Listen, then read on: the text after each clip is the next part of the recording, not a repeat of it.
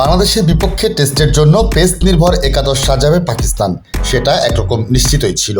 প্রথম টেস্টের একাদশে 4 পেসার রেখেছে তারা। আগামী বুধবার শুরু হবে বাংলাদেশ পাকিস্তানের 2 ম্যাচ সিরিজের প্রথম টেস্ট। 2 দিন আগেই একাদশ ঘোষণা করে দিয়েছে স্বাগতিকরা। এই ম্যাচের জন্য শুরুতে দলে স্রেফ একজন বিশেষজ্ঞ স্পিনার রেখেছিল পাকিস্তান। সেই লেগ স্পিনার আবরার আহমেদকেও গত শনিবার ছেড়ে দেয় পিসিবি। তাতে পেসার দিয়ে বোলিং আক্রমণ সাজানোর বিষয়টি নিশ্চিত হয়ে যায়। তখন পাকিস্তানের প্রধান কোচ জেসন গিলেস্পি বলেছিলেন, সালমান আলী আঘাকে দিয়ে স্পিনের কাজ চালাবেন তারা। 250টিরও বেশি ডিজাইন অপশন নিয়ে ওয়ালটন স্মার্ট ফ্রিজ, বোঝে আপনার প্রয়োজন।